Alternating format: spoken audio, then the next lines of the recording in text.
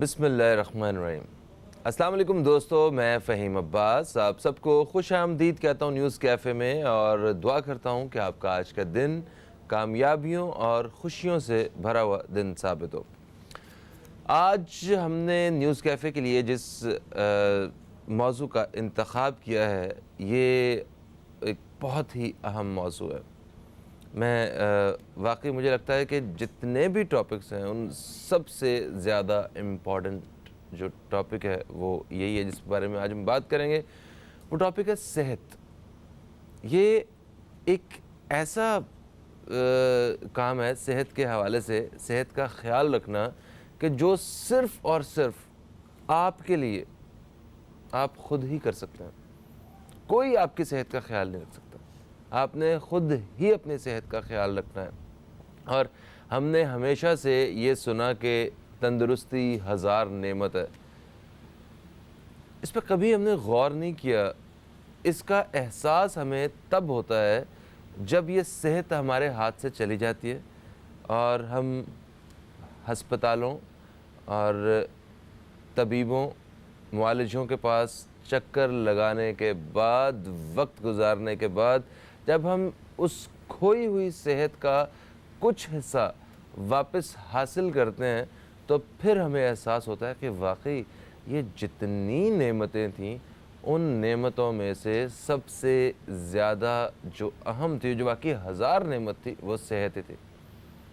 आप सोचें ना ज़रा कि अगर हम लोग अगर चलने फिरने से कासिर हो जाएं, या कुछ और ऐसे मसाइल पैदा हो जाएं, सांस लेने के बारे में, आपके खाना खाने के बारे में, कोई खाना हज़म करने के बारे में, मतलब कहीं भी कोई भी एक छोटी सी चीज़, छोटा सा फंक्शन जो है आपकी बॉडी का, अगर वो मतलब ठीक ना रहे, तो फिर हमें अंदाज़ा होगा कि हमारी सेहत अब ठीक नहीं है।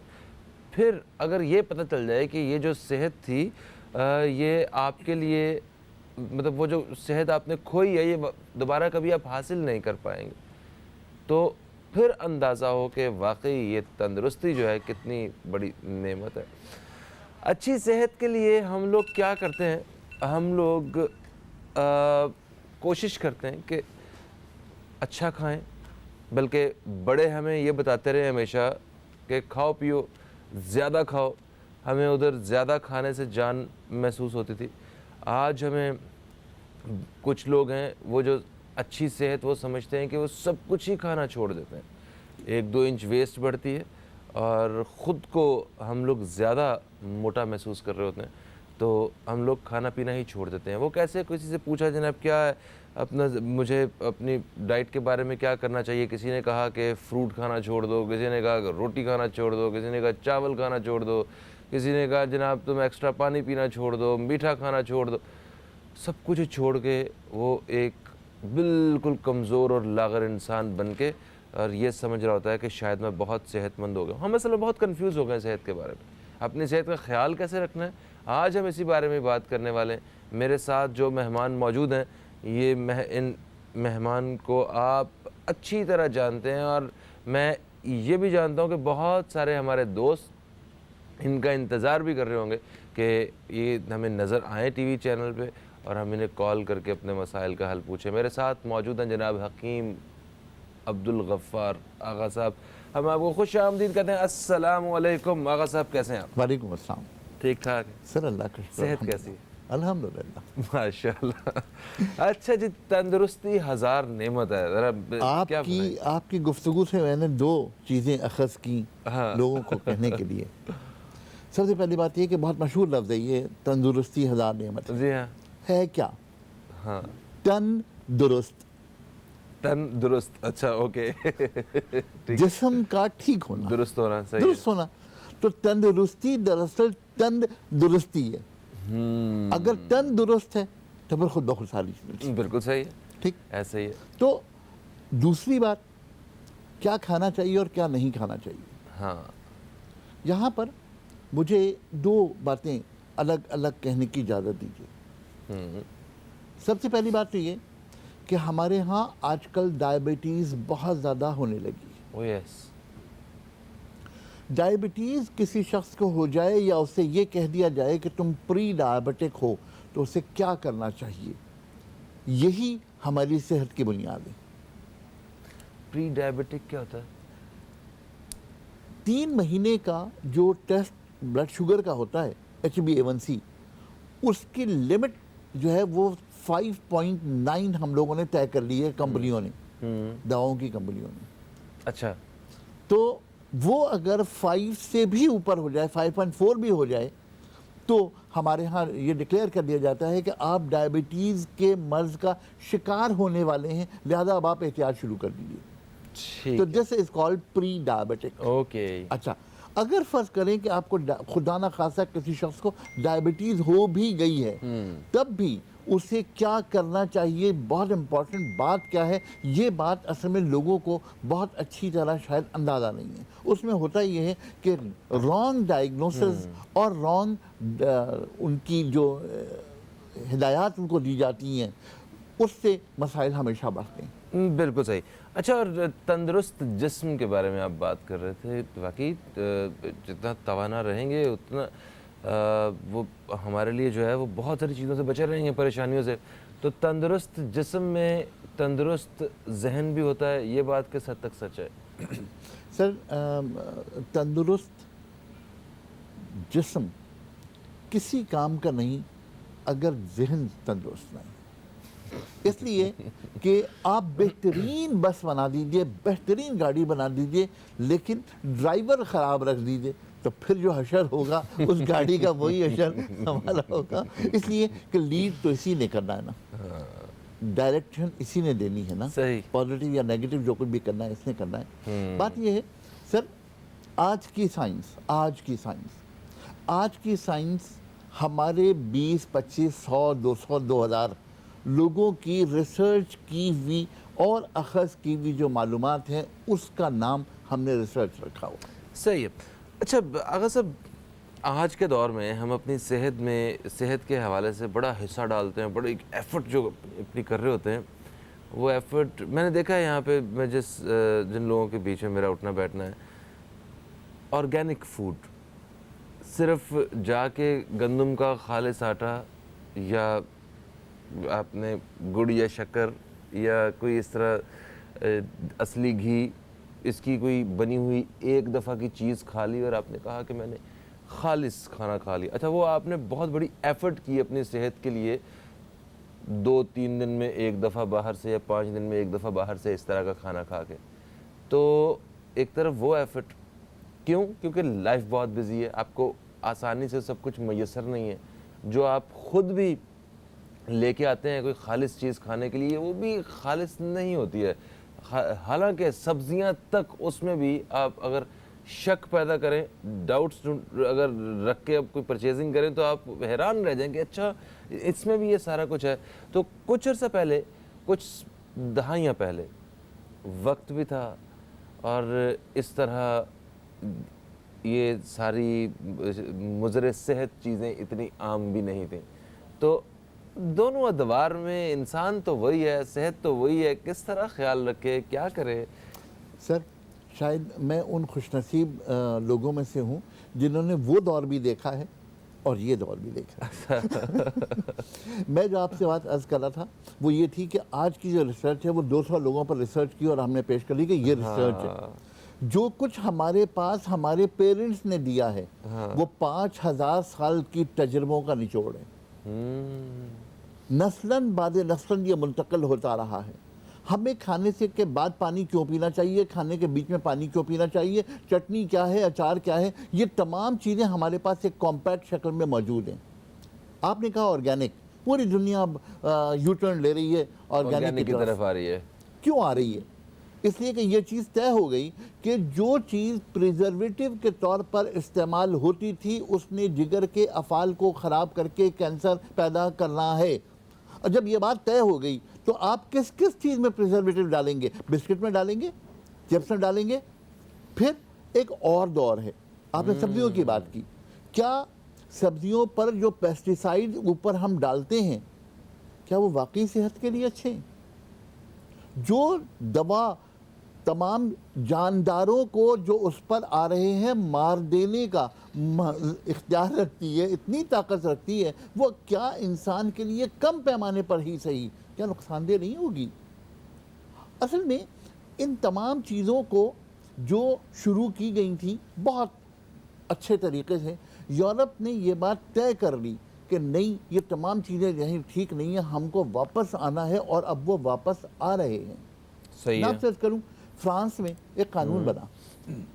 कानून ये बना कि अब जो नई कॉलोनीज बनेंगी उनमें 9 घरों के बाद 10वां घर खाली होगा, वहाँ पर सब्जियाँ उगेंगी ऑर्गेनिक, वहाँ पर एक गाय वहाँ पर मौजूद होगी जो उन 9 घरों के खर्चे पर चलेगी। अच्छा, ये नया कानून है। नया कानून ये है कि 11 फरवरी मुझे याद है, यस 11 फरवरी यूके की दारुल अवाम में ये कानून पास हो गया कि हम हर्बल कॉलेजेस यूके में स्टार्ट कर रहे हैं, कहीं पर जो बहुत बड़ी बड़ी। अच्छा, तो ये बुखार जो है वो ऑर्गेनिक वाला ये पूरी दुनिया में है इस वक्त, इसका मतलब है कि सिर्फ हमारे अपने इधर नहीं है? नहीं, यहाँ तो इम्पोर्टेड है। अच्छा, असल यहाँ बाहर से लाया गया है, मंगवाया गया है तो बुखार। असल वहाँ से। अच्छा, तो इसमें भी देखें ना कितनी ज़्यादा कन्फ्यूजन हैं कि आपको खुराक के हवाले से कोई एक बोतल लेके फिर रहा है, उसमें किसी ने कुछ डाला हुआ, किसी ने कुछ डाला हुआ, मतलब हर बंदा उस एक इंसान को अलग मशवरा दे रहा है। और ट्रस्ट में, अगर मुझे भी अगर कहा जाए, अगर मैं भी सोचूं अगर कि मैं क्या करूं अपने वेट को कम करने के लिए, कोई भी ऐसा अगर सोचूं मैं, तो मुझे कोई 5-6 आइडियाज़ आ रहे होंगे और बड़े ही मुस्तनिद लोग हैं जिन पे बड़ा यकीन करता हूँ, उन लोगों की रिकमेंडेशन मेरे पास होगी। अब मैं सोच में पड़ूंगा कि मैं क्या करूँ, ये करूँ, उसका रिजल्ट उन्होंने भी अच्छा लिया है, ये ऐसे करूँ, इसका रिजल्ट उनका भी अच्छा मिला है। अभी हाल ही में कुछ दिन पहले मेरे एक 2 दोस्तों ने, वो एक डाइट आजकल डिब्बे में बनी बनाई आती है, वो मेरा ख्याल 35 से 45 हज़ार रुपये के बीच में 1 महीने का उनका खर्चा होता है, क्योंकि जिन लोगों ने स्क्रीन पर रहना होता है तो वो विजुअली उन्हें अपने आप को ठीक भी रखना होता है। 3 महीने में वज़न गिराया है 22 किलो के करीब, और उसके बाद उन्होंने तौबा की है क्योंकि सारा इंटरनली उनकी हेल्थ का सिस्टम डिस्टर्ब हुआ है और चेहरे की फ्रेशनेस ख़त्म हो गई। तो ये जो चीज़ें हैं इनको कैसे काबू में रखना है, सांप भी मारना है और लाठी भी नहीं तोड़नी है, यही आज हमने अपने प्रोग्राम में डिस्कस करना है। एक वक्फे का वक्त जो है वो भी आन पहुंचा है, वक्फे से वापस आते हैं तो हमारे साथ एक मेहमान और भी होंगी जिनसे हम ज़रा इसी तरह के मुफीद मशवरे भी हासिल करेंगे। कहीं मत जाइए, अब तक देखते रहिए न्यूज़ कैफ़े, देखते रहिए।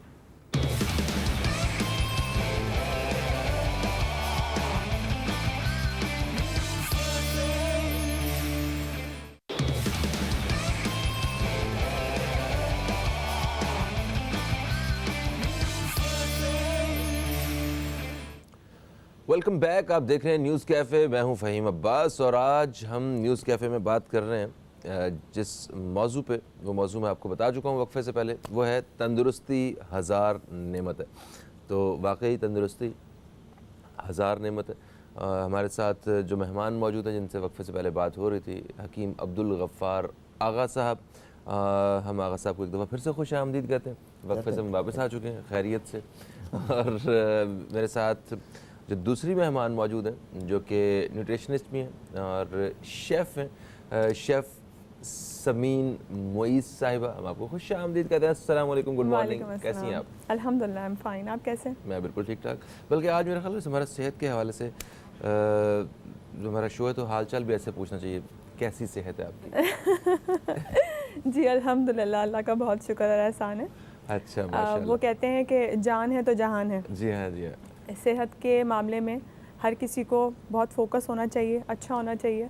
और डेफिनेटली जब हम क्योंकि ये मेरी फील्ड है तो ऑफ कोर्स इस बारे में काफ़ी पढ़ाई भी की है, स्टडी भी किया है, वही चाहूँगी थोड़ा बहुत शेयर करना। बिल्कुल सही। अच्छा, आपने कहा जान है तो जहान है, तो आज के इस दौर में वो जो जान है वाला जो एक जो इमेज है वो आपके जहन में कैसा आता है? पहले जब हमारे माँ बाप हमें कहा करते थे तो तब तो आता था बड़ा कोई एक मस्कुलर और एक मजबूत सा एक आयरन मैन जैसा आदमी, उसका जान है तो जहान है। आज के दौर में भी ऐसे ही कोई आता है जहन में? देखिए, अगर हम वो वाली जान की बात करते हैं तो फिर वो आ जाता है मोटापा। और मोटापा किसी भी ज़माने में मोटापा जो है वो अप्रिशिएट नहीं किया गया, कभी भी नहीं किया गया। सबसे इम्पॉर्टेंट बात यह है कि 100 बीमारियों की एक बीमारी जो है वो एक्सेस यही ऑफ वेट है, ठीक है। और वो होता ही बेसिकली तब है जब आप अपनी डाइट का सही ख्याल नहीं रखते हैं, या फिर आप कुछ ऐसी चीज़ें खा रहे होते हैं, कुछ एक्सेस ऑफ चीज़ें खा रहे हैं जो आपकी डाइट में ज़रूरत नहीं है, आपकी बॉडी को ज़रूरत नहीं है उसकी। गैर ज़रूरी चीज़ें, गैर ज़रूरी चीज़ें खा इजाफी रहे होते हैं, चीज़ें। इजाफी चीज़ें। For example being a woman या एक औरत को 1500 कैलोरीज तक वो ले सकती है दिन में, और जो आदमी है वो 2000 कैलोरीज तक ले सकता है दिन में। Depend on the height, depend on the weight, कि आपकी हाइट कितनी है, आपकी बॉडी को कितनी ज़रूरत है।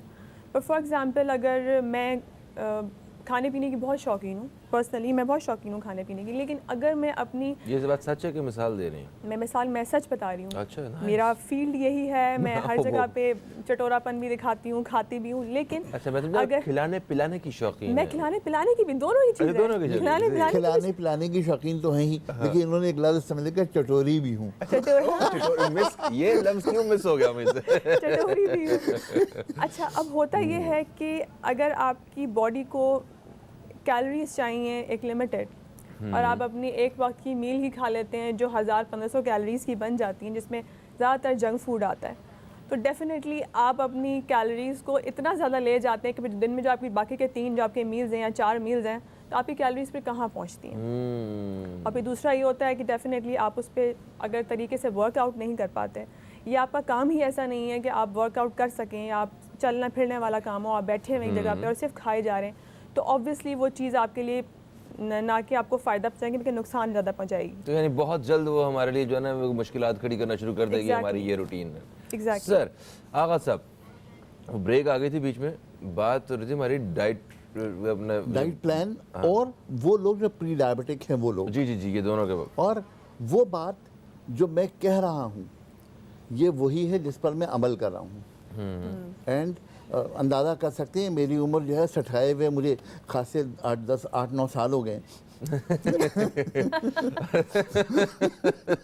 नहीं माशाल्लाह, आप बड़े सेहतमंद इंसान हैं। माशाल्लाह। हाँ, अच्छा ज़रा एक वक्फा तो नहीं, खैर एक कॉलर हमारे साथ होल्ड पे, जल्दी से इन्हें ले लेते हैं, फिर हम एक दफ़ा बात शुरू करते हैं। अस्सलाम वालेकुम जी, कौन है हमारे साथ? हेलो, अस्सलाम वालेकुम। वालेकुम अस्सलाम, कौन है हमारे साथ? जी मैं हमना बात कर रही हूँ कराची से, मुझे हकीम साहब से बात करनी है। ठीक हो गया हमना साहिबा, आप बात कीजिए हकीम अब्दुल गफ्फार आगा साहब से। जी हेलो, अस्सलाम वालेकुम हकीम साहब। वालेकुम सलाम बेटे। जी मैं ये कह रही थी कि मेरा बेटा है 8 साल का, तो उसको ना उसकी हाइट नहीं बढ़ती, तो उसके टॉन्सिल्स भी हो गए थे गले में। अभी मैंने थोड़ा बहुत इलाज करवाया है, आप मुझे इसकी एहतियात भी बता दीजिएगा। और मुझे ये बता दीजिएगा, मैंने सिंगारे का पाउडर लिया, किसी ने बताया था दूध में मिक्स करके आप इसको ना पिलाएं। वो 8 साल की उम्र है इसकी, तो उसकी टांगों पर भी बहुत दर्द रहता है, उसकी हाइट नहीं बढ़ी। माशाल्लाह से भागता है, दौड़ता है, खेलता कूदता है, सब कुछ है, मगर फिर भी हाइट नहीं इसकी बढ़ी। आप इस बारे में मुझे बता दें। जी मैं करता हूँ। बहुत शुक्रिया जी। और जी आगा साहब, वैसे सिंगाड़े के पाउडर की बात करें दूध में डाल के, वो मेरा ख्याल है वो तो वैसे ही आजकल पानी वाले दूध को गाढ़ा करने के लिए सिंगाड़े का पाउडर डालते हैं और सिंगाड़ा वैसे भी हो जाता है। लेकिन मैं आपसे करूँ कि यहाँ पर जो बड़ी इंपॉर्टेंट बात है वो है टॉन्सिलाइटिस। अगर किसी बच्चे के टॉन्सिलाइटिस मुसलसल ख़राब हैं और उसका ASOT अगर उसका बढ़ा हुआ है तो उसकी हाइट नहीं बढ़ेगी, बल्कि शायद वो जोड़ों के दर्द की तरफ चला जाए। तो ज़्यादा बेहतर बात यह है कि अपने डॉक्टर से मशवरा कीजिए, टॉन्सिलाइटिस का बाकायदा इलाज करवाइए। अगर ASOT उसका बढ़ा हुआ है तो टॉन्सिल्स के ऑपरेशन करवाइए, अगर नहीं है, कम है, तो फिर उसका ट्रीटमेंट करवा के उसको ठीक कीजिए। जब तक कि टॉन्सिल ठीक नहीं होंगे कद उसका नहीं बढ़ेगा, बल्कि जोड़ों में दर्द बढ़ जाएगा। यानी कि एक सीरियस संजीदा मसला है, इसको संजीदगी से लेना चाहिए। हम लोग बिल्कुल नहीं लेते इसको। आप यकीन करें कि जिन लोगों का क्रॉनिक टॉन्सिलाइटिस है और वक्त पर उनका सही ट्रीटमेंट ना हो तो उनके जोड़ों में दर्द होता है, और जोड़ों का दर्द पेरिकार्डाइटिस में तब्दील हो जाता है। हमारे दिल के ऊपर जो झिल्ली है उसको हम पेरिकार्डियम कहते हैं, उसके अंदर झिल्ली में वर्म आ जाता है, उसको पेरिकार्डाइटिस कहते हैं। अल्लाह, मतलब ये कोई ऐसी चीज़ नहीं है जो हम एक छोटी सी चीज़ को इग्नोर कर देंगे, जो कोई बात नहीं, ट्रांसफर है कभी कभी, चलो कोई बात नहीं। नो नो नो नो इसमें। और इसका सबसे बड़ा जो वजह अगर मैं तलाश करूं तो वो बाज़ार की आइसक्रीम, बाज़ार के चिप्स और कोल्ड ड्रिंक्स, ये वो चीज़ें हैं जो बच्चों के गले को ख़राब रखती हैं, कभी नहीं ठीक होने देती हैं और मसाइल बढ़ा देती हैं। बिल्कुल सही हो गया। अब आ जाते हैं जरा प्री डायबिटिक सर, बता रहे थे। अगर सेहत ठीक रखनी है, जिस्म को स्मार्ट रखना है, तो दिन में कम से कम 5 बार खाना खाइए, कम से कम 5 बार। ठीक है, मतलब 4-4, 5-5 रोटियां करके ना। नहीं, 4-5 रोटियां कोई इंसान खा ही नहीं सकता, ये अल्लाह का निज़ाम ही नहीं आप है। मेरे एक दोस्त मुदस्सिर को नहीं जानते। सर देखिए, एबनॉर्मलिटीज दुनिया में हर जगह हाँ, होती ये है। तो है। हमें भी याद है कि हमारे बचपन में एक अकरम पहलवान होते थे, वो बकरा खा जाते थे। भले एबनॉर्मलिटीज है ना ये। हाँ, सही बात है, एबनॉर्मलिटीज ये। जो डायबिटीज जिन लोगों को हो गई है, उनके लिए भी मेरा मशवरा यही है कि 5 टाइम्स इन अ डे थोड़ा थोड़ा सा खाइए, दिन में 5 मरतबा खाइए, जो कैलोरीज ज़मीन ने फरमाई हैं उसको फॉलो कीजिए, इससे ऊपर ना जाइए। दूसरी बात, आपकी गुफ्तगू से एक और चीज़ मुझे लोगों को कहनी थी। हम लोगों के यहाँ कारोबार में कुछ इतनी तरक्की कर ली है कि हमने लोगों को बेवकूफ़ बना रखा है कि जी शुगर छोड़ दो, ब्राउन शुगर शुरू कर दो। हाँ, ठीक है ना सर, शुगर किस चीज़ से बनती है? ब्राउन शुगर से नहीं, शुगर बनती है गन्ने से। गन्ने से। और ब्राउन शुगर वो भी गन्ने गन्ने से। से। क्या चीज़ का फ़र्क है? वो मेरा ख्याल है वो प्रोसेस नहीं हुई जी, होती, एक वो process, केमिकल्स हाँ, बिल्कुल। वगैरह कुछ। सिंपल केमिकल्स का फ़र्क जी है, हाँ। प्रिजर्वेटिव्स का फ़र्क है, और कैलोरीज में फ़र्क सिर्फ इतना है कि 368 कैलोरीज वाइट शुगर में हैं और 352 कैलोरीज ब्राउन शुगर में है। 368 और 352 में जितना फ़र्क है उतना ही ब्राउन शुगर और वाइट शुगर में फ़र्क मगर इनकी कीमत में तो ज़्यादा फ़र्क है। है। क्या बताऊँ आपको? अच्छा, नहीं सीरियसली, मतलब सिर्फ ये 16 यस और कुछ। दुनिया की कोई भी किताब उठा के देख लीजिए। जी। ओके, और ये ब्राउन राइस वाला जो मामला है?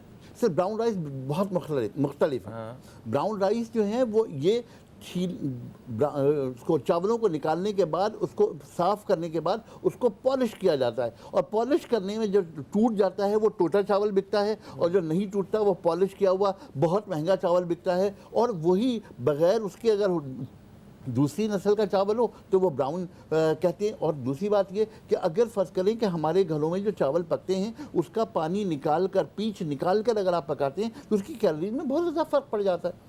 अभी बहुत सारी चीज़ों में एक लंबा प्रोग्राम इस्लाह के लिए कि हम लोगों के पास क्या क्या चीज़ें आ गई हैं और क्या क्या चीज़ों को ठीक होना चाहिए। मैं एक छोटी सी बात कह के अपनी बात ख़त्म करूँगा। मैं एक कॉन्फ्रेंस में गया, न्यूट्रिशन की कॉन्फ्रेंस थी, गलती से मैंने भी कुछ इस सिलसिले में काम कर लिया है। सब लोगों ने अपने अपने डाइट प्लान दिए कि जी सुबह जो है वो एक हवाई रोटी खाओ, रात को 1 गिलास पानी पियो, सारा दिन भूखे रहो, हवा पे जिंदा रहो, इतने दिनों में इतना वेट कम हो जाएगा, ये हो जाएगा, वो हो जाएगा, सब खत्म। जब मेरी बारी आई तो मैंने जाकर के सिर्फ एक सवाल किया। मैंने कहा, आपके ख्याल में वेट कम करने के लिए मेटाबॉलिक रेट का बढ़ना बेहतर है या मेटाबॉलिक रेट का कम होना?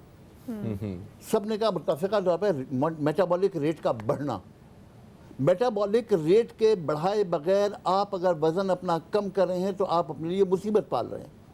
मेटाबॉलिक रेट बेहतर करना है, आप कुछ नहीं कीजिए। मैं छोटी सी बात आपसे अर्ज़ कर रहा हूँ, तकरीबन 50 पत्तियाँ पुदीने की, 1 इंच का टुकड़ा अदरक का, ये 1 लीटर पानी में डालिए, खूब अच्छी तरह बॉईल कीजिए, उसको छानिए। वो पानी के आम पानी के बदले ये वाला पानी पीना शुरू कर दीजिए, आपका मेटाबॉलिक रेट बढ़ जाएगा। आप 5 मरतबा दिन में छोटे छोटे मील्स दीजिए, ना आपको शुगर होगी ना आपका वेट बढ़ेगा, गारंटी के साथ। ओके, ये यानी कि अपनी डेली रूटीन का हिस्सा बना रहे हैं ये। बिल्कुल बेरूटीन। कॉलर हमारे साथ है ना, शामिल करते हैं। अस्सलाम वालेकुम जी, कौन है हमारे साथ?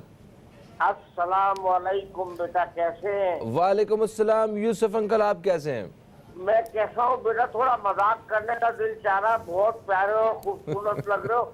तू लंडे में नया माल आ गया है क्या?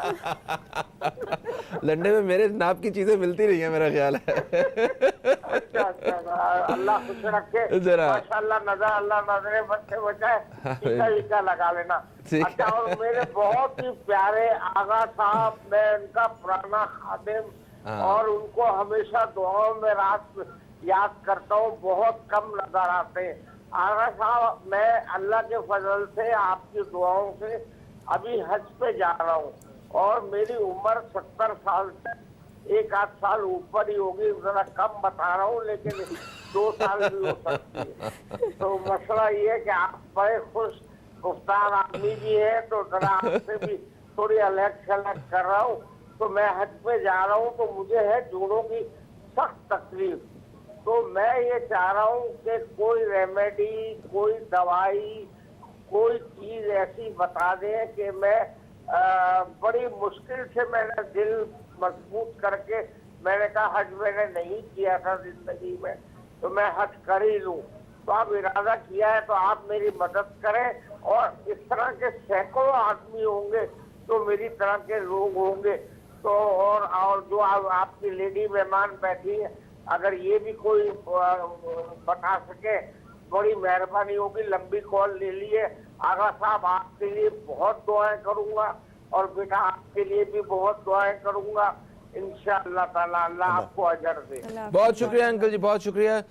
मेरे होते हुए कैसे बता सकते हैं, क्योंकि मैं तो जा रहा हूँ एक ब्रेक पे, एक ब्रेक की तरफ बढ़ रहे हैं जी। हम ब्रेक से वापस आते हैं तो बात करेंगे यूसुफ अंकल साहब ने जो सवाल किया, और हम शेफ़ समीन मोइज़ साहिबा से भी किचन के हवाले से बहुत कारआमद किस्म के मशवरे भी हासिल करने वाले हैं। कहीं मत जाइए, अब तक देखते रहिए न्यूज़ कैफ़े, देखते रहिए।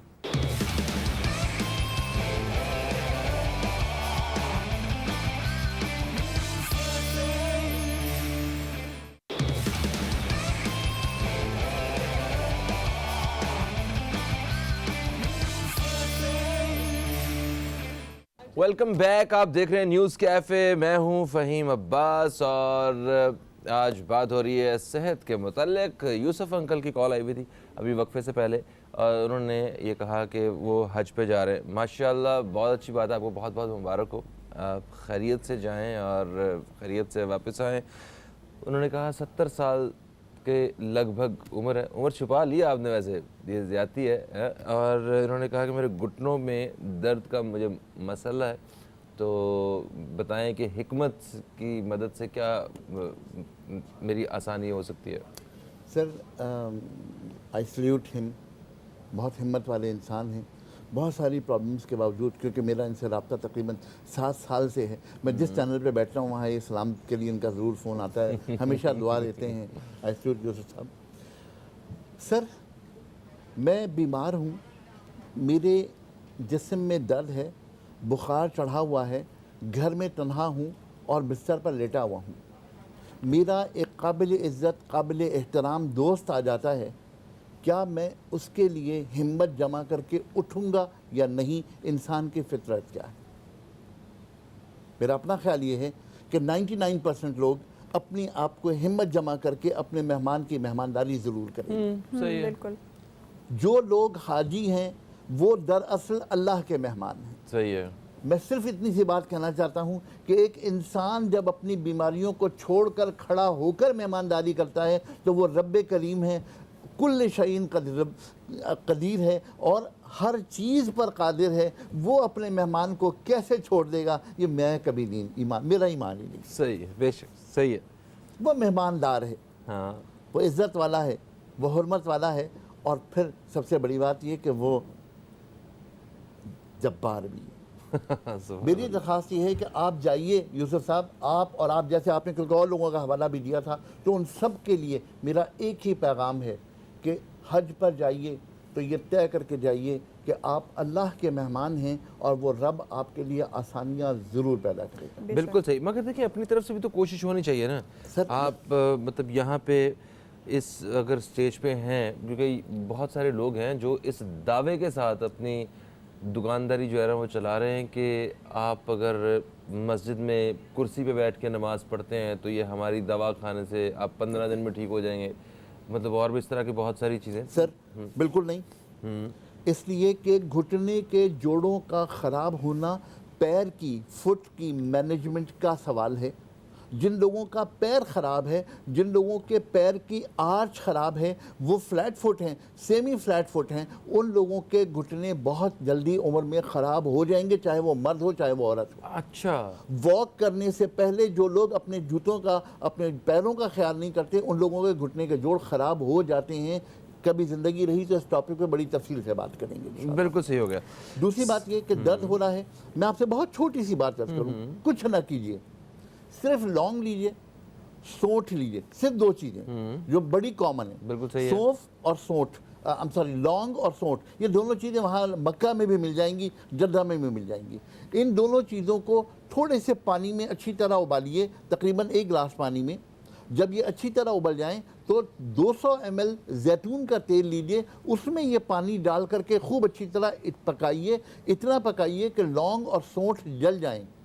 इसको छानकर इस तेल को अपने पास रखिए, इसको अपने घुटनों पर और अपने दर्दों पर मसाज कर लीजिए, इंशाअल्लाह ताला दर्द बेहतर हो जाएगा। क्या बात है जनाब, जिंदाबाद। अच्छा समीन साहब, आपकी तरफ बढ़ते हैं। बच्चों की सेहत का ख्याल रखना वो माँ बाप की एक अवलीन परेशानी होती है ठीक है, तो वो ये चाह रहे होते हैं कि बस बच्चे जो हैं वो खाना खाएं, वक्त पे खाएं, और जो खाना माँ बाप चाह रहे होते हैं बच्चे उससे हमेशा इनकार ही कर रहे होते हैं। बच्चों ने खाना होता है चिकन, बच्चों ने वो जंक फूड जो है वो उनका पसंदीदा तरीन फूड होता है, और उसकी वजह से वो मेरा ख्याल है कि फ्यूचर में जाके कुछ प्रॉब्लम्स जो है ना वो फेस करनी पड़ सकती हैं, और आजकल के बच्चे वो पहले के बच्चों से ज़्यादा जंक फूड खाते हैं। तो इस हवाले से बताइए किस तरह जो है ना माएँ डील करें इन शरारती पहले बच्चों तो को। मैं उनकी कॉल का जवाब अच्छा वो जोड़ वाला, ओ यस प्लीज़। उसके बाद मैं इसे कंटिन्यू करती हूँ। देखिए पहली चीज़ तो ये है कि क्योंकि वो 70+ एज के हो चुके हैं, तो हमारी स्टडीज़ ये कहती हैं कि आप अपने जो जोड़ों का ख्याल रखते हैं, अपनी हड्डियों का ख्याल रखते हैं, वो आप रखते हैं टीन एज में। यानी कि आप जब टीन एज से आते हैं बाहर, और जब आप 20-21 से लेकर 40 इयर्स तक आप जो दूध पीते हैं, जो आप कैल्शियम्स खाते हैं, जो आप इंटेक लेते हैं, वो आपको बुढ़ापे में काम आती है। इसी वजह से तमाम डॉक्टर्स जब आप उनसे बात करते हैं, उनसे पूछते हैं, या किसी भी ऐसे बंदे से जो खुराक के मामले में आपको सही एडवाइस देगा, वो आपको दिन में कैल्शियम का इंटेक ज़रूर बोलेगा कि आप लें, क्योंकि ये जो आप इस एज में जो आप खाते हैं वो आपको बुढ़ापे में फ़ायदा पहुंचाता है।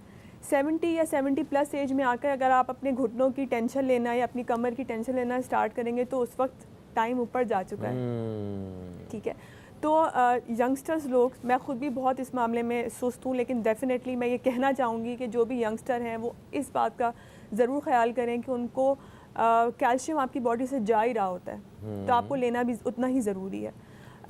दूध, नेचुरल जो चीज़ें हैं वो ज़्यादा अच्छी हैं, दूध है, दही है, ज़्यादा अच्छा है। और अगर आप बहुत इस मामले में सुस्त हैं, आपको लगता है, तो सप्लीमेंट्स भी आते हैं, आप वो भी ले सकते हैं, लेकिन वो डेफिनेटली प्रेफर नहीं करते। प्रेफर यही करते हैं कि जी जो नेचुरल चीज़ों से जो मिल्क मिलता है आपको, जो आपको कैल्शियम मिलता है, आप वो जो है इनटेक करें। सिंघाड़ा, अभी सिंघाड़े की बात हुई थी, तो सिंघाड़ा is a very good source of calcium. अच्छा। और इसका जो पाउडर है वो बड़ा अच्छा होता है हड्डियों के लिए। पर्सनली जब जो औरतें डिलीवरी करती हैं, जिनके बच्चे पैदा होते हैं, उनको भी सिंघाड़े का आटा, पहले जो बड़े बूढ़े होते थे वो जो एक बनती थी पंजीरी और गोंद मखाने बनते थे, उसमें सिंघाड़े का आटा मिला के माओं को पेश किया जाता था ताकि जो उनके अंदर कैल्शियम की कमी है उसको वो पूरा कर सकें। मैं अगर एक जुमला आपके लिए इस्तेमाल करूँ कि आप तो पुरानी वो बुढ़ियों वाली बातें कर रही हैं। ये वाली जो 20 से लेके 30 साल की 35 साल की उम्र होती है, ये तो हम डाइटिंग के नाम पर बेवकूफ़ बन के अपने आप को स्मार्ट करने के चक्कर में होते हैं। कहाँ आप 70s की बात कर रही हैं? नई नस्ल को आप ये पंजीरियों की जगह आजकल, या मेरे ख्याल है वो सप्लीमेंट्स ने ले ली होगी। सर पंजीरी की जो अपना मकाम था वो वही है। और मैं आपसे अर्ज करूं कि आज यूरोप और अमेरिका में पंजीरी और खिचड़ी बड़ी कॉमन हो गई है। वहाँ के जो अंग्रेज़ डॉक्टर अमेरिकन हैं वो खिचड़ी पर बाकायदा रिसर्च करके आज बच्चों के लिए बेहतरीन ग़िज़ा के तौर पर अनाउंस कर चुके हैं। क्या बात है जनाब, देखिए बात सारी ये कि जब आप अपनी जो ट्रेडिशनल वैल्यूज़ हैं या जो पुराने के लोग जिस तरह के उस पर चलते थे, जब आप वहाँ से हट के सब चीज़ें आप वेस्ट से अडॉप्ट कर लेते हैं तो ख़राबियाँ तो आना शुरू हो जाती हैं। मेरा जितनी भी रिसर्च, जितनी भी नॉलेज है वो डेफिनेटली मैंने पढ़ के हासिल की है। जब मैंने पढ़ के हासिल की है तो इन सब चीज़ों के बारे में मैंने स्टडी किया है। जब स्टडी किया है तो ऑब्वियसली जो मैं बात करती हूँ ऑन स्क्रीन पे आके, तो वो बातें ऐसी ही नहीं होती हैं, वो स्टडी करके होती हैं। अब बात करते हैं हम बच्चों के बारे में, मगर उससे पहले कॉलर हैं, हम इनको शामिल करेंगे।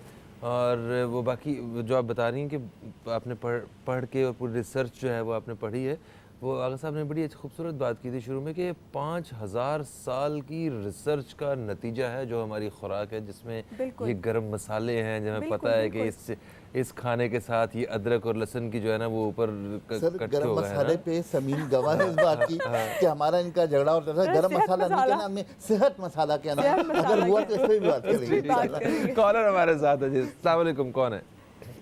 हेलो हेलो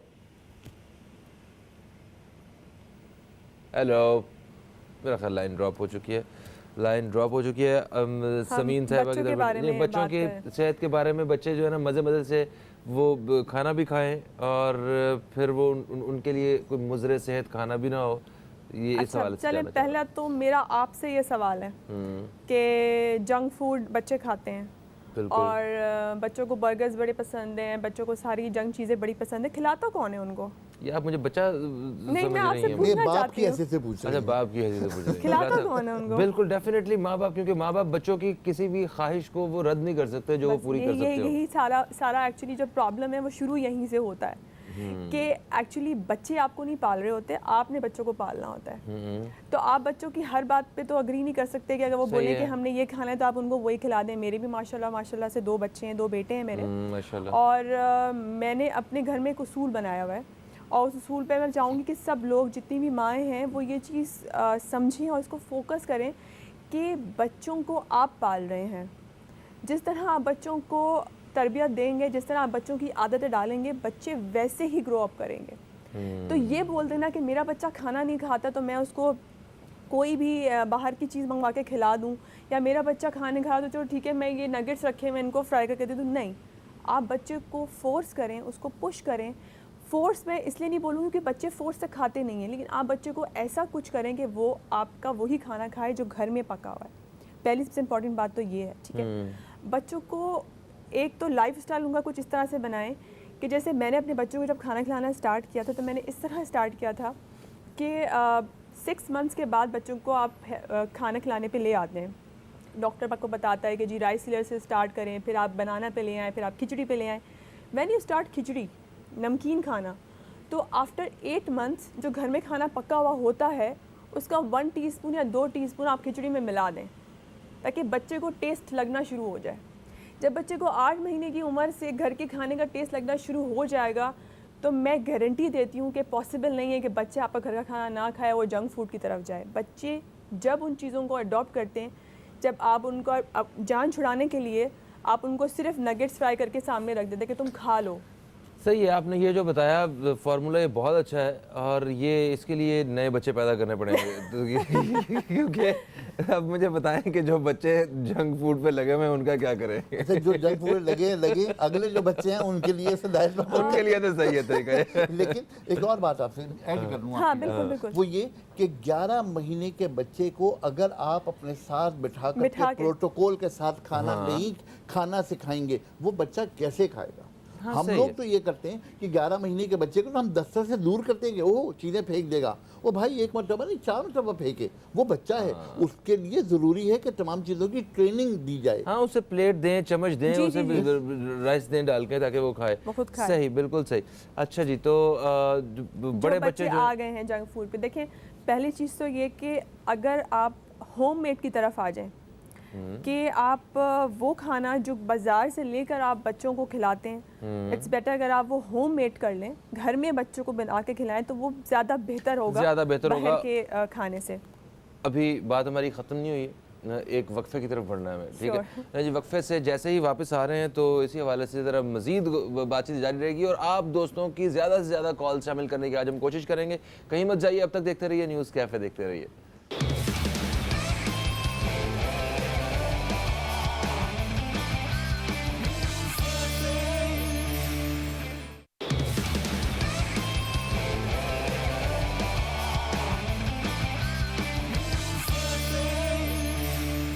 एक वक्फे के बाद आप सब दोस्तों को फिर से खुशामदीद कहते हैं हम न्यूज़ कैफ़े में। और आज न्यूज़ कैफ़े में बात कर रहे हैं तंदुरुस्ती के हवाले से। तंदुरुस्ती हज़ार नेमत है और हमारे साथ आज जो मेहमान मौजूद हैं जिनसे हम इस हवाले से बात कर रहे हैं, सबसे पहले हकीम अब्दुल गफ़ार आगा साहब हैं और उनके साथ साथ मौजूद हैं शेफ़ समीन मुईज़ साहिबा। हम आप दोनों मेहमानों को भी एक दफ़ा फिर से खुशामदीद कहते हैं।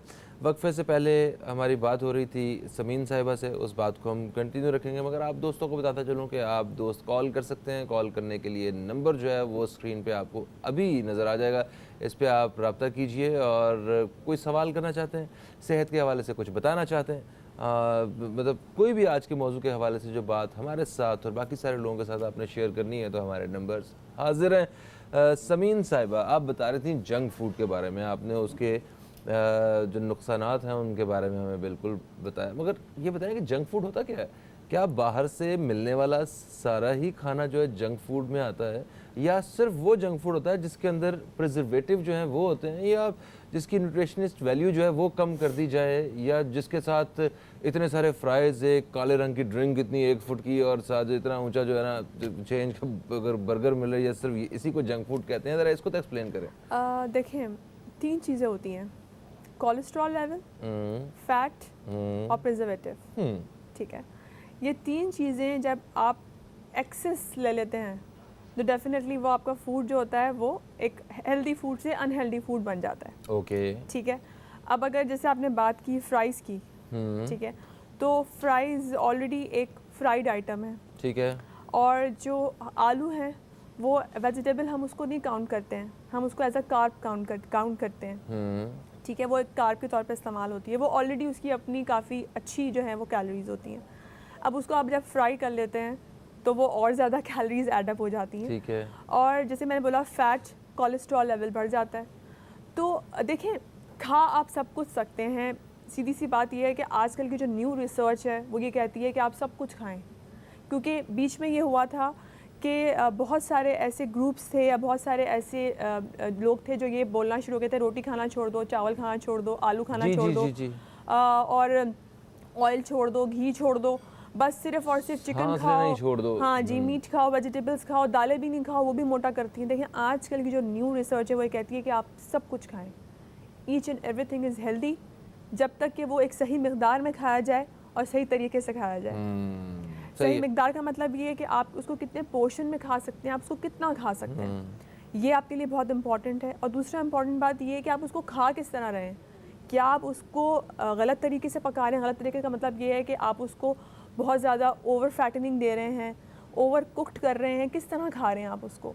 ये चीज़ें लर्न करना बहुत ज़रूरी है। अगर आप ये चीज़ें लर्न कर लेते हैं तो आपकी आधी से ज़्यादा मुश्किल वैसे ही आसान हो जाती है। ठीक है, तो यही वो सारी चीज़ें, जैसे फर्ज करें बर्गर हैं, बच्चे बर्गर खाते हैं तो उन्हें हम घर पे बना के अगर दें, उसमें वो प्रिजर्वेटिव जो है वो नहीं होंगे जिसमें, और वो खुद फ्रेश होगा, वो फ्रीज़ नहीं लिया है। फिर आपने अगर फ्राइज़ भी बना के दे रहे हैं तो कम से कम वो पता है कि वो साफ़ ऑयल में बने हुए हैं, फिर वो आलू के फ्राइज़ हैं, ना कि वो आजकल तो वो फ्राइज़ हैं जो आलू के भी नहीं है, वो पता नहीं कि किस मटेरियल के, पोटैटो का जो पाउडर है उसके। इसमें एक चीज़ आपके लिए ऐड कर दूँ, तेल 3 मरतबा डीप फ्राई करने के बाद तेल में कैंसर पैदा करने वाले सेल्स मौजूद होते हैं, जस्ट 3 टाइम्स। ओके, घर में अब वही जंक फूड जिसको हम जंक फूड कह रहे हैं, अगर वो घर में है और उसमें ज़्यादा इस्तेमाल शुदा तेल इस्तेमाल नहीं हो रहा, फ्रेश तेल इस्तेमाल हो रहा है, तो आप चलिए पहला फ़र्क कहाँ आ गया। नंबर 2, प्रिजर्वेटिव नहीं है, फ़र्क कहाँ आ गया। तीसरी बात है कि उसके अंदर अब कोलेस्ट्रॉल लेवल कितना कम हो गया, फ़र्क कहाँ गया। वो 3 चीज़ें जंक फूड की बुनियाद हैं ख़राब कहने की, वो तीनों बुनियादें आपने घर में लाकर ख़त्म कर दी। इसलिए मेरा पहला पॉइंट ये था कि आप घर पे कर लें। और दूसरी देखें, बहुत इंपॉर्टेंट बात ये है कि अगर आप अपने इन तमाम खानों को जो कि बहुत ज़्यादा हाई कैलोरी फूड हैं, या बहुत ज़्यादा जिनमें आपके फ़ैट लेवल बहुत ज़्यादा आ जाता है, उनको अगर आप ये डिवाइड कर लें कि मंथ में आपने 1 दफ़ा करना है या वीकली आपने 2 वीक्स में 1 टाइम करना है, तो वो आपको नुकसान नहीं पहुंचाएगी। एवरीडे खाना, एक्सेस ऑफ फूड किसी भी चीज़ के अंदर वो ज़्यादा आपको खराबी देता है। बिल्कुल सही है जी। कॉलर हमारे साथ है, शामिल करेंगे। अस्सलाम वालेकुम जी, कौन है हमारे साथ? जी वालेकुम अस्सलाम, मोहम्मद आसिफ बात कर रहा हूँ रावलपिंडी से। आपको खुशामदीद कहते हैं। आसिफ साहब, क्या पूछना चाहेंगे, क्या कहना चाहेंगे? जी आगा साहब से बात करना चाहूँगा। बात कीजिए आगा साहब। जी, मेरे बेटे की उम्र 17 साल है जी। तो पैदाइशी तौर पे उनमें मसला है कि एंटीबॉडीज नहीं बन रही, बी सेल और टी सेल्स उसके काम नहीं कर रहे, तो जिसकी वजह से बहुत ज़्यादा इन्फेक्शन जो है ना वो रहते हैं। उसको छाती का ख़राब हो जाना, बलगम पैदा हो जाना, और साइनोसाइटिस है उसका बहुत ज़्यादा, बलगम बहुत ज़्यादा आती है, बुखार हो जाता है। तो सर आप पिंडी में कहाँ रहते हैं? पिंडी में सेटेलाइट टाउन में। हाँ, सेटेलाइट टाउन। सेटेलाइट टाउन की जो लोकेशन है वो बिल्कुल सेंटर ऑफ द सिटी की है, जहाँ पर बेतहाशा पोल्यूशन है। उसके साथ साथ क्योंकि वो ऐसी जगह पर है जहाँ पर मरी रोड है, लिहाजा उसके अंदर जो दरख्त बहुत ज़्यादा हैं तो पोलन के भी चांसेस हैं। तो वहाँ के रहने वाले आपके महल्ले के, मेरा अपना ख्याल है कि 50% लोग साइनोसाइटिस के मरीज हैं। अब हम लोगों ने ये तय कर लिया है कि साइनोसाइटिस का मतलब एलर्जी है और एलर्जी की गोलियाँ खिलाओ। जो गंदगी अल्लाह का निज़ाम निकाल रहा है और जिसके बारे में मेरा दीन ये कहता है कि अगर कोई शख्स छींके तो उसे अल्लाह का शुक्र अदा करना चाहिए, इसलिए कि पूरी बॉडी एक मरतबा नई जिंदगी मिलती है। और इतनी इंपॉर्टेंट बात कि उसमें महफिल में बैठने वालों को भी अल्लाह का शुक्र अदा करना है, मैं उसे कहता जी बिल्कुल। और इवन मैंने उस दिन पढ़ कर के हैरान हुआ कि इमाम अबू हनीफा ने एक शख्स की छींक सुनी, उसकी अल्हम्दुलिल्लाह की आवाज़ सुनी, वो दूसरी कश्ती में थे, वो कश्ती किराए पर लेकर उस बंदे के पास गए और कहा अल्लाह तुम पर रहम करे यरहमुकल्लाह। ये इतनी इंपॉर्टेंट बात है। हमने असल में अपने निज़ाम से ये तमाम चीज़ें निकाल दी हैं, उससे मसाइल का शिकार हो गए। भाई जो छींक आती है वो दरअसल इस गंदगी को निकालने के लिए होती है। और बहुत पुराना मकूला है कि अगर आप नज़ले का इलाज करें तो 7 दिन में ठीक हो जाएगा और इलाज न करें तो 1 हफ्ते में ठीक हो जाएगा। सही है। इसी बात के साथ मैं इसमें अडॉप्ट करना चाहूँगी। बच्चों में ज़्यादातर इम्यून सिस्टम का बहुत प्रॉब्लम होता है। जो बच्चे एलर्जिक होते हैं उनको इम्यून सिस्टम की बड़ी प्रॉब्लम होती है कि इम्यून सिस्टम वीक होता है तो वो एलर्जीज बहुत जल्दी कैच करते हैं। जी। ABC juice is one of the most famous juice. Apple, beetroot and carrot. Exactly, बहुत फेमस है इम्यून सिस्टम को बूस्ट अप करने के लिए। अगर आप शुरू से अपने बच्चों की खुराक के अंदर ये एडअप कर लेंगे, डेफिनेटली आपके बच्चों का इम्यून सिस्टम स्ट्रॉन्ग होगा और जो एलर्जीज वगैरह, ये जो सारे जर्म्स वगैरह बच्चे कैच करते हैं वो ज़रा उसमें कंट्रोल आ जाएगा। बिल्कुल सही होगा जी। एक वक्फे की आवाज़ जो है फिर से मेरे कान में गूंज रही है। एक छोटा सा वक्फा लेके वापस आते हैं। आप दोस्तों की कॉल्स का सिलसिला जारी रखेंगे, कहीं मत जाइए। अब तक देखते रहिए न्यूज़ कैफ़े, देखते रहिए।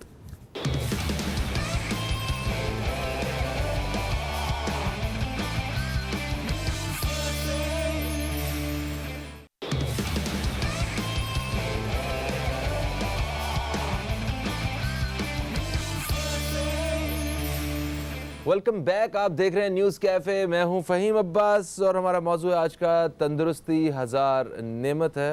हमारे साथ हमारी सेहत के हवाले से बेहतरीन रहनुमाई करने वाले मेहमान मौजूद हैं जिनसे हम बात कर रहे हैं। हकीम अब्दुल गफ़ार आगा साहब और हमारे साथ हैं शेफ़ समीन मोइस साहिबा। एक कॉलर भी हमारे साथ है, आइए ज़रा इनसे बात करते हैं, देखते हैं कौन है। अस्सलाम वालेकुम जी, कौन है हमारे साथ? जी वालेकुम अस्सलाम। फहीम भाई, मंजूर कोर्नेज बुलारीपुर से न्यूज़ कैफे में। क्या बात है मंजूर साहब, तबीयत ठीक है आपकी, खुश हैं? मैं बिल्कुल ठीक ठाक हूँ और खुश हूँ। और जनाब हकीम साहब आए हुए हैं, गफ्फार साहब, मेरा इनको बहुत बहुत सलाम और शेफ को भी बहुत बहुत मेरा सलाम। और यकीन माने कि दिल खुश हो गया आज का जब आपका प्रोग्राम शुरू हुआ है। तो सही है। आपको तो पता है पकाने खाने का मुझे भी शौक है और जो मेरी दूसरी वाइफ है वो तो इतनी चटोरी है जिसका अंदाजा कोई नहीं है। ऐसे ही उन्होंने सुन लिया ना तो लड़ाई हो जाएगी। बीवियों के बारे में मुहतात रहते हैं। नहीं, मैं नहीं डरता वरता। अच्छा, फिर से वो माशाल्लाह उसको पता है मेरा कि मैं फहीम भाई से बात करता हूँ अब तक पे, वो उसको सारा पता है। ठीक हो गया। अच्छा ये बताइए मंजूर भाई कि क्या पूछना चाहते हैं आप? आगा साहब आए हुए हैं, क्या मशवरा देना चाहेंगे? आगा साहब से मैं ये पूछना चाह रहा हूँ जी कि मैं आपको थोड़ा सा इल्म है कि मेरा काम है गाड़ी चलाने का, यानी कि फुल डे मैं गाड़ी ड्राइव करता हूँ। अच्छा, उससे क्या है कि अब जो मेरी प्रेजेंट पोजीशन है कि आधा घंटा घंटे तक की अगर मैं ड्राइव करता हूँ तो बैठ के जब नीचे उतरने की कोशिश करता हूँ तो मेरे पाँव में बहुत शदीद दर्द होता है और जो टांगों में जो तमन्नाई होती है खड़ा नहीं होया जा सकता, इतना मैं बता सकता हूँ। और फिर 2, 4, 6 कदम जब मैं चल जाता हूँ ना तो फिर काफी हद तक मुझे मतलब मेरी तमन्नाई बहाल होनी शुरू हो जाती है वापस। और शेफ साहबा से मेरा ये सवाल है कि अगर जब हम अपनी कोई भी रेसिपी बनाते हैं और उसमें नमक बहुत ज्यादा हो जाता है, तेज हो जाता है, तो उसको कम करने का आसान तरीका बता दें। हाँ, बड़ा काम का सवाल किया आपने। लेकिन मेरा सवाल भी सुन लेना। सर जी, आप खाना क्या खाते हैं, कब खाते हैं, रूटीन क्या है खाने का? आगा जी, खाना मुरगम गजाएं भी हैं, फ्राई भी हैं और हल्दी खाने में भी, मक्खन भी है, घी भी है और साथ में क्या आप ड्राइविंग के दौरान रुक कर खाना खाते हो, दोबारा ड्राइविंग शुरू कर देते? बिल्कुल, जैसे इस्लामाबाद से लाहौर जा रहा हूँ तो रास्ते में खाया जाता है क्योंकि भूख लग जाती है, तो रास्ते में भी खा लेता हूँ, और साथ में पाए और निहारी भी खाता हूँ। हाय हाय हाय हाय, सुबह सुबह सॉरी।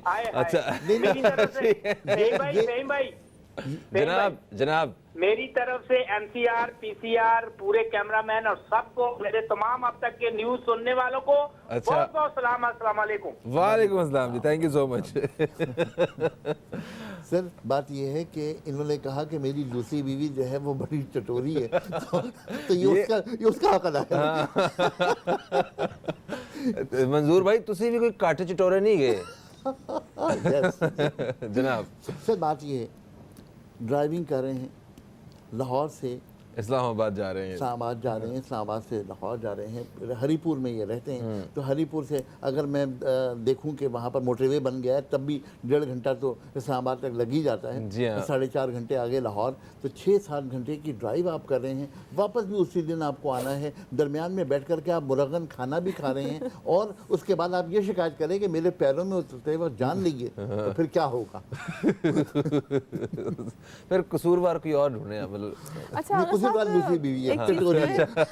ऐड करना चाहूँगी एक चीज़, ये जो बैठने की बात उन्होंने करी और बोला कि जो खड़े होता हूँ तो मुझसे वो मेरे ख्याल से ब्लड की सर्कुलेशन का भी चक्कर है। देखिए जब हम बैठते हैं ड्राइविंग सीट पर तो ये वाली जगह हमारी पुश हो रही होती है, ठीक है ठीक है। अच्छा जब ये पुश हो रही होती है और वो लोग जो आपकी तरह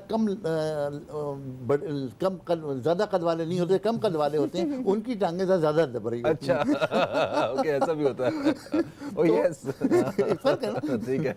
तो उस पोस्टर में जब ये वाली जगह दब रही होती है तो सर्कुलेशन और ब्लड डिस्टर्ब हो रहा होता है, ठीक है, पैरों में सुनपन पैदा हो रहा होता है। सही है। लेकिन वो लोग जो वॉक नहीं करते, वो लोग जो इतना मुरगन खाना खाते हैं, उन लोगों का सीरम यूरिक एसिड अगर बढ़ा हुआ है तो भी यही प्रॉब्लम होती है। ठीक है, तो उनको उसूलन अपने डॉक्टर से इलाज कराना चाहिए, दिखाना चाहिए, ताकि इन तमाम चीज़ों की सही डायग्नोसिस हो सके। ठीक है। अच्छा, तो और उसके साथ साथ जो है सबसे पहला काम करना वो ये है कि इन्हें लाइट सी खुराक जो है ना वो खानी है काम के दौरान। घर से निकलते वक्त मेरा ख्याल है हैवी खाना खा के आए, क्योंकि सारा दिन काम करना है, दिन में तो इन्हें थोड़ा थोड़ा ही खाना खाना चाहिए, कम, बहुत कम। अगर खाना कम खाएंगे, लाइट खाना खाएंगे तो वो ज़्यादा अच्छा है। और लाइट खाने में मैं आपको एक और चीज़ करूँ, क्योंकि मोटे वे पे सफ़र करते हैं, वो खुदा के लिए बेकरी आइटम नहीं खाएंगे, बेकरी आइटम नहीं खाएंगे। अच्छा, आप नमक वाली जो बात है उसका जवाब देंगे? कॉलर हमारे साथ है, इन्हें शामिल करते हैं। अस्सलाम वालेकुम जी, कौन है हमारे साथ? हेलो, अस्सलाम वालेकुम। वालेकुम अस्सलाम, कौन है हमारे साथ? मैं इरम बात कर रही हूँ, आगा साहब से बात करनी है मुझे। जी इरम साहिबा, कराची से कॉल किया आपने? बिल्कुल बिल्कुल, बिल्कुल और सही। आगा साहब का नंबर भी चाहिए मुझे, नंबर भी चला दीजिएगा जरा, मुझे से कांटेक्ट करना है। आगा साहब मुझे ये बात करनी थी, मेरे हस्बैंड को ना शुगर है और वो उनको बाईपास भी हो चुका है, ब्लड प्रेशर भी था। खैर तो डॉक्टर साहब, वो आगा साहब उनका मसला ये है कि उनको आम, आजकल आए हुए आम बड़े शौकीन है, आम खाते रहते हैं, हर वक्त जब देखो आम ले आते हैं। अब वो शुगर है उनको, वैसे तो अब बाईपास भी हुआ और कोई पर्सनल भी मसला था, तो मुझे आगा साहब से भी बात करनी थी उनके ही मुतालिक, तो आप उनका नंबर भी प्लीज चला दीजिएगा आगा साहब का। आपका जो नंबर है वो हम आगा जी को दे देंगे ताकि वो रब्ता हो सके, ठीक है? लेकिन 2-3 चीज़ें अर्ज करूँ, ब्लड प्रेशर भी है, बाईपास भी हो चुका है, आम के शौकीन भी हैं, आम खा लें लेकिन एक खाएं, सिर्फ आम ही ना खाएं। और वो एक लाइन भाई, एक का तजुर्बा मेरा बड़ा ख़राब है। एक साहब बड़ा भी भी हो निकला सकता था। वो एक साहब आए, उनको नई नई शुगर हुई थी, मैंने जब उनसे कहा कि आम नहीं खाने, तो बड़ा उनका चेहरा उतर गया, आम नहीं खाने। तो मैंने कहा चले एक खा लीजिएगा। अगले हफ्ते उनकी वाइफ आई, कहने लगे आपने हमारे साथ क्या जुल्म कर दिया है। मैंने कहा क्या हुआ? तो कहने लगी आपने एक आम की इजाज़त दी है। मैंने कहा हाँ। कहने लगे ढूंढ के 1.5 किलो का ला दो। तो अब हमने तय कर लिया कि एक आम रिटॉल, सही है, ठीक है, हाँ रिटॉल सही है। तो वो करें और अपनी खाने का ख्याल करें, मैनेजमेंट ऑफ फूड बेहतर करें, इसलिए कि बाईपास के बाद बहुत सारे मामले जो हैं वो ख़राब हो सकते हैं और ये लाइफ रिस्क है। इसको बिल्कुल इजी ना लें, ये लाइफ रिस्क है। खुदा ना खासा बाईपास के बाद खुदा ना खासा कोई और एक रग ब्लॉक हो गई तो उनके लिए मसाइल हो गए। बिल्कुल सही है। अच्छा जी, खाने में नमक वाली, ये बड़ी काम की बात है, कभी मुझे भी खाना पकाना पड़ता है तो ये इस परेशानी से गुजरना पड़ जाता है। देखिए, नमक का बहुत पहले से हमेशा से यही सुनते हुए आते हैं कि जी नमक जब खाने में तेज़ हो तो जो गुंदा हुआ आटा होता है जिससे रोटी पकती है, उसकी छोटी छोटी सी बॉल्स बना के और आप उसको खाने के अंदर डाल के थोड़ी देर दम पे छोड़ दें, वो जितना भी एक्सेस ऑफ ऑयल है और एक्सेस ऑफ सॉल्ट है वो एब्जॉर्ब कर लेगा। दूसरा ये है कि अगर आपने शोरबे वाला सालन बनाया हुआ है फॉर एग्जांपल, तो आप उसमें अगर आलू भी काट के डाल दें तो आलू भी एक्सेस ऑफ सॉल्ट एब्जॉर्ब कर लेते हैं। ये अच्छा। दो चीज़ें बहुत कहना आलू चाहिए उबाल के? नहीं कच्चे आलू। कच्चे आलू वो Peel खाने के off काबिल तो करके? नहीं होते ना, बाद में वो निकालने पड़ेंगे ना? नहीं, वो तो क्यों निकालेंगे आप? पक जाएंगे वो खा लें, उसमें। गल जाएं, खा लें आप अच्छा उसको। ठीक है, ओके, सही है। बिल्कुल आप उसको वेस्ट ना करें, आप उसको खा लें। ज़्यादा बेहतर मुझे लगता है कि अगर शोरबे वाला सालन बना हुआ है और नमक तेज़ हो गया है तो आप उसमें आलू डालें ताकि आलू यूज़ हो जाए, बिकॉज जो आटा होता है वो आपको डेफिनेटली फिर फेंकना पड़ता है, क्योंकि आटा पक जाता है, वो गोले गोले बन जाते हैं, वो आपको इसको डिस्कार्ड करना पड़ता है। लेकिन आलू ये कि खा सकते हैं। आलू अगर आप वो आटे की गोलियां अगर आप डाल रहे हैं तो उनमें चमचा नहीं चलाना खाने में, जी। और एक एक करके उसको पहले निकालनी है। गिन करके आप डालें और गिन के निकाल लें उसके बाद। समटाइम गलती से बनता वो बोटी समझ के तोड़ के खाने बैठ जाए, तो सही है ये भी जी। बहुत इंपॉर्टेंट पॉइंट है कि आप चम्मच ना घुमाएं वरना वो टूट जाएंगे। बिल्कुल सही। कॉलर हमारे साथ है, शामिल करते हैं। अस्सलाम वालेकुम जी, कौन है हमारे साथ? अस्सलाम वालेकुम फहीम भाई, खैरियत से हैं आप? वालेकुम अस्सलाम, मैं बिल्कुल खैरियत से हूँ। कौन बात कर रही हैं? जी मेरा बात करिए सहीवाल से। फहीम भाई बेहतरीन जी। शो है आपका। थैंक यू सो मच, काफी दिनों बाद कॉल किया आपने, ऐसा ही है ना? फहीम भाई कई दफा मैंने कॉल मिलाई, आपका नंबर बिजी जाता है तो कॉल रिसीव नहीं होती है। चलें, आज आप खुशकिस्मत माशाल्लाह से रहे। वैसे आप बहुत अच्छी है, आज आपकी डिस्कशन भी बहुत अच्छी हो रही है, शो भी बहुत अच्छा है, बेस्ट शो है थैंक आपका यू, माशाल्लाह। Thank you so much, thank you so much. क्या कहेंगी, क्या पूछना चाहेंगी? जी फहीम भाई, आगे साहब से दो सवाल मालूम करने हैं। एक तो ये है कि भाई को ना 2 दफा एच पैलोरी हो गया है, वो टेस्ट करवाता है तो दोबारा पॉजिटिव आ रहा है, उसका एच पैलोरी जा नहीं रहा है, एंटीबायोटिक खा चुका है और एक वो उसने यकीनी दवाई खाई थी अजगर नागोरी, मलेठी और सौंफ का सुबह शाम खाया, तो उससे भी उसका एच पैलोरी तकरीबन 1 साल से हो गया, ऊपर खत्म नहीं हो रहा, बार बार पॉजिटिव आ रहा है। उसको जब खाना भी हजम नहीं हो रहा होता और क्या कहते हैं वो बार बार अक्सर मुंह से बाहर आ जाता है, खाना खाता है तो बाहर आ रहा होता है, और वो एच पैलोरी जितनी दफा टेस्ट कराता है वो पॉजिटिव आ रहा है। और दूसरा ये भी बता दें, यरकान के लिए कुछ बता दें कि अगर यरकान हो जाए तो उसके लिए क्या करना चाहिए आगा साहब से? कुछ पूछना है आपको इनसे? यरकान की मुझे पूछनी है कि वो भाई ही के लिए पूछ रही है किसी और के लिए? जी जी वो दूसरे वो मेरे उसका भांजे का मसला है अच्छा यरकान ठीक, का। ओके। ठीक है, और उनकी एज क्या है? उनके तकरीबन 25-26 साल के करीब है। बिल्कुल सही हो गया जी। बहुत शुक्रिया आपने कॉल किया। हम आपके सवाल का जो है वो जवाब बिल्कुल देंगे, मगर अभी मुझे ऑर्डर आ चुके हैं एक छोटे से वक्फे के, तो वक्फे से जैसे ही वापस आते तो आपके सवाल का जवाब देते हैं, और मजीद कॉलर्स भी हम अपने प्रोग्राम में शामिल करेंगे। कहीं मत जाइए, अब तक देखते रहिए न्यूज़ कैफ़े, देखते रहिए।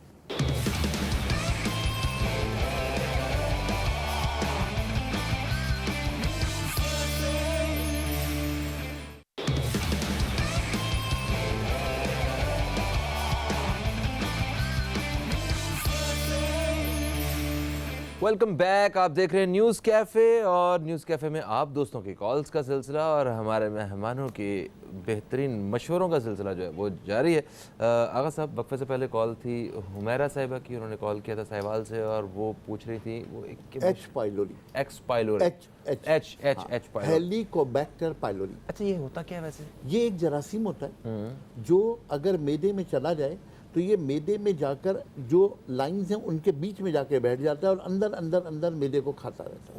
ओके। अब उससे जो एक्टिविटी होती है वो ये कि मैदे की जो सिक्रेशन है वो डिस्टर्ब हो जाती है। जो रिसर्च है वो ये कहती है कि इसमें 2% या 100 में से 2 लोगों को मैदे का कैंसर हो जाता है। ठीक है। बदकिस्मती से पाकिस्तान के पानी में एच पाइलोरी है, चुनाचे वो लोग जो एच पाइलोरी का इलाज करवाते हैं, एंटीबायोटिक्स खाते हैं, बहुत सारी दवाएं खाते हैं, 20-25 दिन बाद वो फिर 0 पे खड़े हुए होते हैं, वो फिर बहुत पॉजिटिव आ जाता है। अच्छा। इसलिए फर्ज करें, हम यूज्ड टू हो चुके हैं जी, हम यूज्ड टू हो चुके हैं, यूज्ड टू हो चुके हैं Because of the water, ना? अच्छा, यूज्ड टू क्यों हुए उसकी भी वजह बताता हूं। अच्छा। अच्छा, एक साहब है, उनको एच पाइलोरी हुआ, उन्होंने इलाज करा लिया, वो 0 पर चले गए, उसके बाद कहीं खड़े हुए उन्होंने जो है वो फालसे का जूस पिया। फालसे का जूस में जो पानी डला हुआ था वो लोकल था। हाँ। उन्होंने दोबारा वो जरासीम ले लिया, दोबारा पॉजिटिव हो गए। जो रिसर्च है वो ये कहती है कि 2% लोगों को मैदे का कैंसर होता है, लेकिन जापानियों ने ये रिसर्च की कि पाकिस्तान में 2.5 लाख के बाद किसी एक बदकिस्मत को कैंसर होता है, बाकी को नहीं होता। क्यों नहीं होता? इस क्यों का जवाब 2 चीज़ें हैं। नंबर 1 लहसुन, नंबर 2 हल्दी। ये वो 2 चीज़ें हैं जो आम तौर पर हर पाकिस्तानी खाता है, और ये दोनों चीज़ें वो हैं जो एच पाइलोरी का इलाज है। अगर इनको कंटिन्यू कर लिया जाए तो हम कैंसर से बच सकते हैं, लहसुन और हल्दी। जबरदस्त। तो ये जो साहब ये खाने के अंदर ऐड करें या कुछ और कोई दवा बना के खाएं, किस दवा तरह? बना के खा लें, खाने में ऐड तो हम करते ही हैं, लेकिन खाने में जो हम ऐड करते हैं ना वो हम ख़राब करते हैं हम क्या है कि अदरक और लहसुन को पीस के फ्रीजर में पेस्ट करके रख देते हैं और उसे निकाल के हम करते हैं। ना एलिसन में ये खूबी है कि वो जिंजरीन के सामने रह सके, ना जिंजरीन में ये खूबी है कि एलिसन के आगे रह सके, ना अदरक की सहूलत रही आपके पास, फ़ायदे रहे ना लहसुन के। हाँ, हमेशा याद रखें अदरक और लहसुन अगर आपने फ्रेश चॉप करके अपने खाने में डाला तो आपने अपने खाने को बेहतरीन दवा बना दिया। अच्छा, हल्दी का इस्तेमाल नॉर्मली कीजिए। अगर आप ज़्यादा चाहते हैं तो उस हल्दी को छोटा सा कैप्सूल बनाकर या पाव चमचा हल्दी दूध में मिला करके पीना शुरू करिए, एच पायलोरी डेफिनेटली ठीक होगा। सही होगा। अभी इनके लिए आप ये कह रहे हैं कि हल्दी और लहसुन का इस्तेमाल ज़्यादा कर दें और इनका जो मामला बेहतर हो जाएंगे, और पानी बॉयल करके पिए, बाहर से जो है ना वो पानी वानी इस्तेमाल ना करें, बाहर के खाने इस्तेमाल ना करें। बाहर से सफ़ेद पानी की बोतल भी इस्तेमाल ना करें। अच्छा, अगर वो इस्तेमाल कर रहे हैं तो नीले बोतल की पानी इस्तेमाल करें, नंबर 1। नंबर 2 बात ये कि मैंने अभी भी अर्ज़ की थी कि अपने हज़म के निज़ाम को बेहतर करने के लिए पुदीना और अदरक को पका करके उसका पानी ठंडा कर लें, वो पीना शुरू करें, बहुत सारे मसाइल ज़िंदगी के हल हो जाए। ठीक है। और यरकान के बारे में भी पूछा था इन्होंने। यरकान के बारे में डायग्नोस करना पड़ेगा। यरकान असल में अलामत है हेपेटाइटिस की। हाँ। तो अगर फर्ज करें कि हेपेटाइटिस की कोई शक्ल है, ए है से लेकर ई तक 5 हो सकती हैं, खुदा ना खास्ता अगर वो हो रही है तो जब तक कि डायग्नोसिस नहीं होगी उसूली तौर पर इलाज नहीं हो सकता। ठीक है। अच्छा समीन साहिबा, आपसे मैं ये जानना चाहूँगा कि मतलब किन सूरतों में, मतलब कि वो क्या वजूहात हैं जिनकी वजह से हमारा वज़न बढ़ना शुरू हो जाता है। अब देखें वो, क्योंकि कुछ लोग तो ऐसे होते हैं कि जो कुछ भी खाते हैं और उनका वज़न नहीं बढ़ता है, और ज़िंदगी का एक फ़ेज़ ऐसा आता है, उनका उम्र का एक हिस्सा, कि वही लोग जिनका कभी वज़न नहीं बढ़ा था वो इतने हेल्दी हो चुके होते हैं।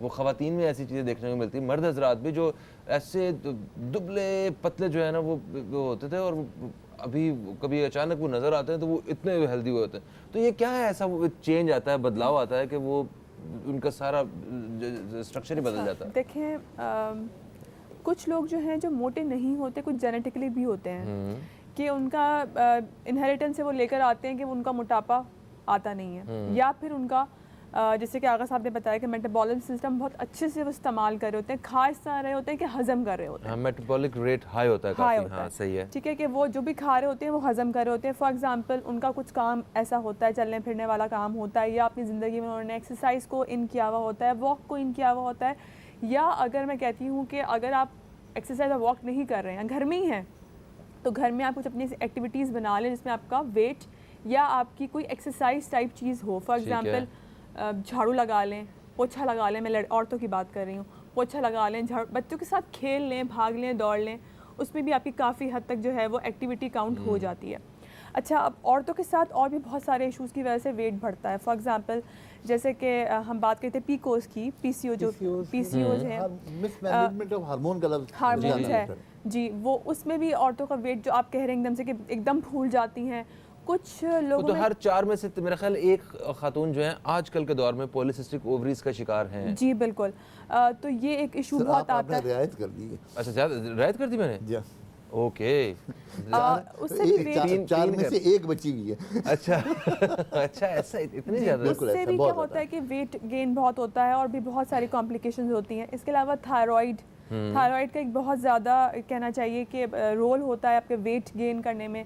आप बहुत जल्दी जिनको भी थायराइड के इश्यूज़ होते हैं उनके भी वेट बहुत जल्दी बढ़ते हैं। तो मेडिकली भी अगर आपके साथ कुछ ऐसा एबनॉर्मल हो रहा है जो आपको लग रहा है कि यार ये बंदा पहले तो बहुत स्मार्ट और पतला था, अब एकदम इतना मोटा हो गया, या तो उसने बहुत ज़्यादा ओवर ईटिंग की है, बहुत ऐसी चीज़ें खाई हैं जो उसने हज़म ठीक से नहीं की है, या उसने उसको बर्न नहीं किया है जिसकी वजह से उसका वेट बढ़ गया है, या फिर उसको मेडिकली कोई डेफिनेटली इशू है जो उसको दिखाना चाहिए कि मेरा वेट इतना क्यों बढ़ रहा है। और there has to be some reason in each and every abnormality. ठीक है। और अपने सेहत का भी ना हम ख्याल रखना भी छोड़ देते हैं एक वक्त में आके।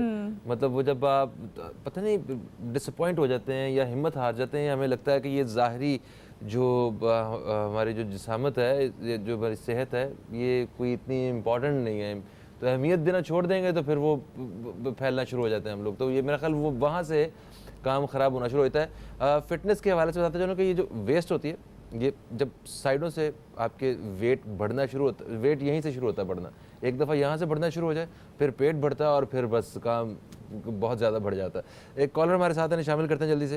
अस्सलाम वालेकुम जी, कौन है हमारे साथ? हेलो हेलो जी, अस्सलाम वालेकुम। वालेकुम सलाम, कौन है हमारे साथ? जी मैं यास्मीन बात कर रही हूँ रावलपिंडी से। यास्मीन साहब, आपको खुश आमदीद कहते हैं, क्या पूछना चाहेंगे? बहुत शुक्रिया, माशाल्लाह से आज आप बहुत स्मार्ट लग रहे हैं अपनी ब्लैक एंड व्हाइट शर्ट के साथ। Thank you so much. आज तो माशाल्लाह से मेहमान दोनों बहुत अच्छे हैं, हमारे आगा साहब जिनके हम बहुत बड़े फैन हैं। हाँ। और आज तो लगता है लाइनें इतनी बिजी होंगी, मुझे नहीं लगता कि कभी नंबर आएगा किसी दूसरे कॉल। खुशकिस्मती आपकी, ये कॉल मिल गई। जी आगा साहब से मुझे बात करनी है, माशाल्लाह आपकी न्यूट्रिशन डॉक्टर साहब भी बहुत अच्छी बातें कर रही हैं।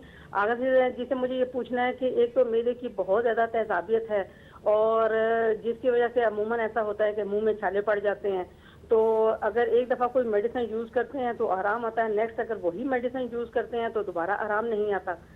और सेकेंडली ये है कि वेट के लिहाज से जैसे अभी आप लोग बात कर रहे थे, तो ये है कि स्टॉमिक, आपको पता है मेरी सिस्टर है 45 से अबव है, तो उनका ये है कि वो पेट बहुत ज़्यादा बड़ा हुआ है तो उसके लिए स्पेशली जब वेट लूज करो तो बाकी होता हो तो थोड़ा बहुत कम होता है, लेकिन जो स्टमक होता है वो बहुत ही स्लो मोशन में जाता है, तो उसके लिए कुछ ऐसा कारआमद बता दें कि ठीक है। मैं अभी जिससे मतलब एक दरखास्त और कर रहा हूँ, पीसीआर से मेरा नंबर ले लीजिए, मैं पिंडी में बैठता हूँ, क्लिनिक मेरा पिंडी में है, वहाँ आपसे मुलाकात हो जाएगी, तो तमाम चीज़ें मैनेज कर दूंगा। मुंह के छाले पेट की गर्मी की वजह से होते हैं, तो 3 चीज़ें लिख लीजिए, पेट की जलन के लिए, बच्चों के लिए भूख न लग रही हो बच्चों को, उसके लिए भी 3 चीज़ें, सत्ते गिलो, तबाशीर और छोटी इलायची।